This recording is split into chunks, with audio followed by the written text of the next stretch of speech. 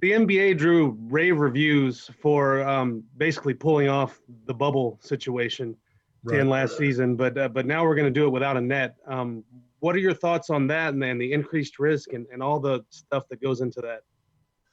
Well, I'm exactly in the same position I was before the bubble. Of course, I'm concerned. Anybody would be, and I just, believed in Adam and the group he has around him, knowing full well that it's a heck of a collection of smart people. They care about uh, all of us. They want this to work, obviously. So I just had to go in believing that they're going to do everything they could to make it work, and they were brilliant. It was fantastic. I think this is a bit more difficult, more complicated, and I'm just going to have the same faith that they'll do the best job they can to figure it out. If we do get some bumps along the way, we'll all do our best. But like anything else, we all have to participate in trying to make it successful. Will you have that conversation with players about personal responsibility when they're off the clock and how it all goes into making this thing work? I already did. We just had a Zoom before this talk, and that was part of what, or the most important part of what we talked about. Our part in making this successful and how we need to take care of ourselves, because that's one of the elements that I'm sure the league will depend on, that we do our part. As far as you know, is everybody good to go for whenever practices are going to start, or is that still to be determined? You mean as far as injuries concerned? Injuries or COVID or any of that? We don't have any COVID that I'm aware of, but okay. And if we did, I would know. But Keldon and Derek and Q, they've got their bumps and bruises. They won't be with us to start. Derek's toe, okay. Kelvin's foot, Q's knee, and I'm not sure, exactly when they're coming back, but they won't be there in the beginning. Okay, thanks. You bet. Thanks, Jeff. We're going to go to Don Harris from WAI. Don, go ahead. Hey, Bob, how are you? Hi, Don. Fine. I hope you're well and your family. Everybody's good. Glad to see you again. Great. I had a similar line of questioning that Jeff touched on about individual franchises' responsibility here with no bubble. Is it even more of a challenge than it was in the bubble, seeing that guys are going to be staying at home with families, that kind of thing, and one positive test, it's 10 to 15 days, and how much of that will vary from franchise to franchise on how you guys attack that? Yeah, I mean, the second part of your question, I have no answer for you. I'm sure that's what the league, is going through right now, trying to figure out all the different scenarios and possibilities, things that might happen that go south and how they've got to adjust. But the first part, as I mentioned to Jeff, we just had that Zoom, and a big part of it was it's different because we are going in and out of the house. We were pretty sequestered at the hotel in Orlando, but here, people are coming in and out, and it's a much more difficult, and the discipline will have to be even greater. But I think the understanding is to make it work, we have an even greater responsibility than we had in Orlando. The league made it easy for us in Orlando, in my opinion, and as we all know, did a great job. But here, a lot more of the onus is on individuals and teams. Thanks, Don. We're going to go to Tim Reynolds from AP. Tim, go ahead. Hi, Pop. It's great to see you. Tim.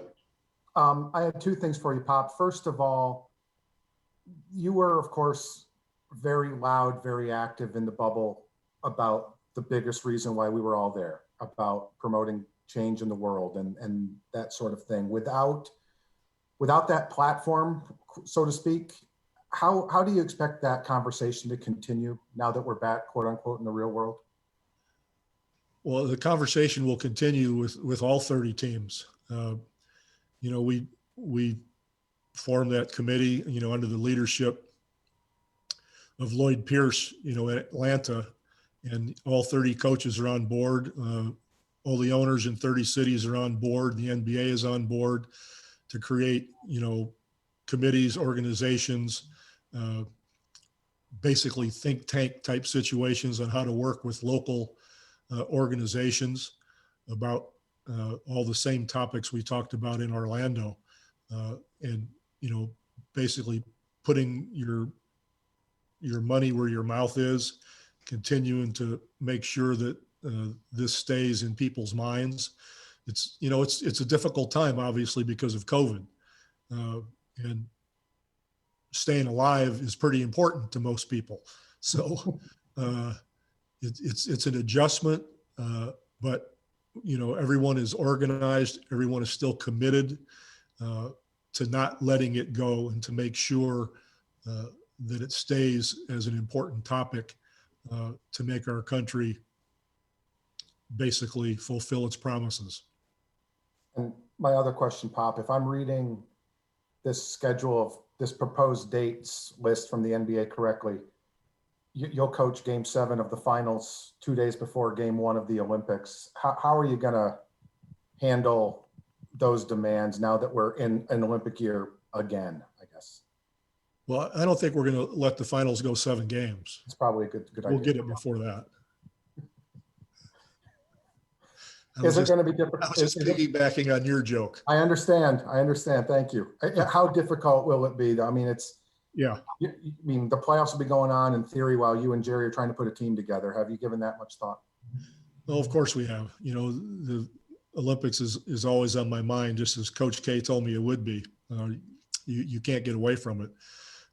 So the scenario as it stands right now does seem problematic in the sense that organizing things and figuring out who's going to be part of the team is yet to be determined.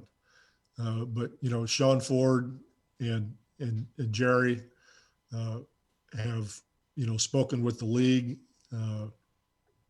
General Dempsey, Kim Bahuni, everybody that's involved in this, to try to just stay aware and keep a conversation going so that we can make the best decisions possible. But the timing does make everything difficult and will demand some real soul searching and out of the box type of thinking to put together the best team we possibly can. Thank you, Tim. We're going to go back to Tom Osborne from the San Antonio Express News. Go ahead, Tom. Hi, Pop. Hi, Tom. Just your thoughts on saying goodbye to Bryn and then, DeMar opting in and Jakob re-signing. Yeah, of course we're, happy about DeMar and Jakob. That goes without saying, but Bryn was a tough one.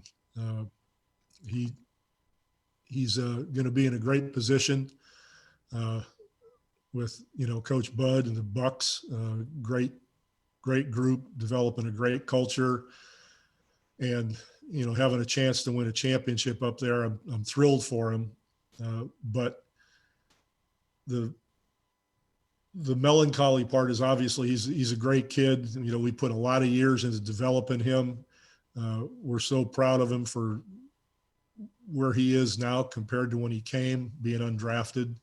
The coaches did a wonderful job with him in that development. So the combination of what a player he became and what a wonderful human being is, his mom, his family, that was a tough one, but that's the business. You can't have everybody that you want. There are limits financially, and you just hope that people that have to move on land in good places, and he obviously has. So happy for him, but at the same time sad. Thank you, Tom. We're going to go to Joe Reinagle from Kens5.com. Go ahead, Joe. How you doing, Pop? Good to see you again. Good to talk to you, Joe. Pop, I'm just curious about a typical practice session when you guys get in and start practicing. Will it look the same as what we're used to with the coaches out there on the floor, all the players out on the floor, or will you do something different? Well, it's weird right now, but on Friday when the first real practice can start and we can have contact, it'll be just like always, except the coaches will have masks on. And there won't be any visitors. As you know, we always have people coming in during training camp Sure. from all over the world and, watching. And it's one of the things we enjoy because, afterwards we get to talk to all these coaches, some high school, college, NBA people who are out of jobs or foreign coaches. We get to work with them, exchange ideas and that sort of thing. So we won't have any of that. So, but other than that, if you were at practice, you'd see the same exact things.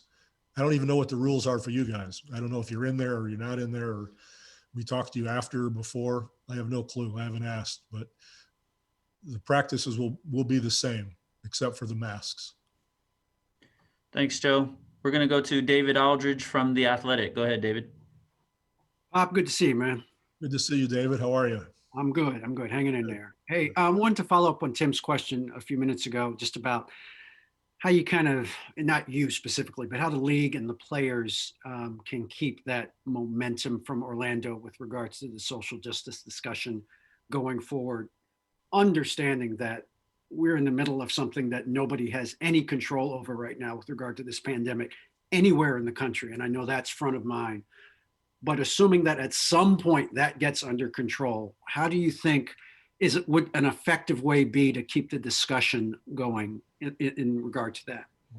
Well, I think the discussion, events sometimes drive discussion, as you well know. Yeah. So there were a number of events that took place Right. that, allowed that conversation to be appropriate and necessary. Yeah. And so it happened. And at this point, the environment has changed because we're talking about the entire country being susceptible to this virus. And that's going to take center stage no matter what. That's just inevitable and logical. But as you said, at some point, we're all hopeful that it will fade if, citizens do their part and the vaccine comes around. At that point, I think you'll find that a lot has been put in place, as I mentioned before, from the grassroots level. It's not just about us wearing Black Lives Matter shirts or anything else, or vote. Your life depends on it. Those sorts of things to make sure that we put it in the front of people's minds. Now it's doing that when appropriate, but doing the work. The organizations in each of these NBA cities that we can partner with. And as I said, Lloyd Pierce started that in Atlanta. And every team is on board. There's not one team or one ownership group that is not involved in this, and obviously in concert with the league and the Players Association. So it will continue to be an emphasis, obviously, as it should be, because it's other than COVID, it's what has kept our country in a situation that's untenable for hundreds of years. So look to the grassroots in each city. Players will not let this go. Neither will, general managers or coaches or owners. But at this point, the priority to get the country straight and back on track for all of us and our children and people back to work, that's got to happen before people's attention can be grabbed once more. Thanks, DA. We'll go to Mike Finger from the Express News. Go ahead, Mike. Hey, Pop, to answer your question. to answer your question earlier, I don't think any of us are going to be allowed in the same room as you for a couple months at least. So you've got some time. Wow. Going back to the bubble, which I'm not sure how long ago that feels to you, but it feels like a long time. You had mentioned that was all about development, and there were some encouraging things on that front that happened for you guys. I'm just wondering how you build on that, and also kind of bring in guys who weren't there, like LaMarcus Aldridge. How does he fit into what you built during that time? Yeah, that's a great question. Trey wasn't there either for the most part. So, and we've got a couple of new players, and we've got a couple of players that won't be there to start that were there in Orlando. So it's a little bit of a mishmash in that sense. But the strategy, the philosophy, the way we play is going to stay the same, and everybody's going to have to adjust to that because the guys did a great job. They enjoyed it. We changed our approach as far as practice was concerned, how we wanted to teach. The young players really took time to understand what we were doing. People like DeMar and Rudy were great in mentoring these guys and actually ended up changing some of the ways they have played over the years, pace-wise, making defense more of a priority. They bought in. They really enjoyed the young guys and melded together with them. So those two guys I was really proud of because they became leaders in that sense. So the growth that took place there in some ways was unexpected, but it happened. So we're just going to go forward from what we did there. And I think that LA will have no problem adjusting to how we play because he wants to win. We want to get back in the playoffs, and he is committed to taking another huge step as far as becoming more of a three-point shooter, which is necessary in this league for success, we all know. He took a big step last year, and he's taking even a bigger step this year.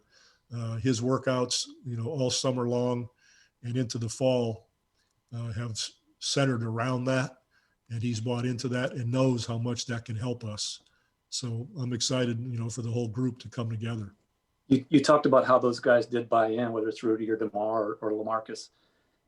Can that be a challenge when the head coach is talking about development and that kind of approach that team is going to have for old guys to buy in, like you said that they did? No, the bottom line, in all frankness, is I don't remember winning a championship last year. I don't remember being in the playoffs. So it's time to make a change, play a different way, demand it, and move forward. Thank you, sir. You bet. Thanks, Mike. We're going to go to Dwayne Rankin from USA Today. Dwayne, go ahead. Thank you. Appreciate that. Coach, curious, Monty so well, and he decided to dive back into, he decided to dive back into this head coaching thing and with the Suns. And just wanted to get your thoughts on how you felt like he did that first year and with the additions they made with Chris Paul and guys like that, how much better can they be under Coach Williams in his year two with the Suns? Well, the thing about Monty, and obviously we know him very well as a player and as a coach here with all the time he spent. He even spent some time developing some of our players way back when. But he's a special human being. He's not just intelligent and classy. He's incisive. He understands people. He's patient. He's empathetic.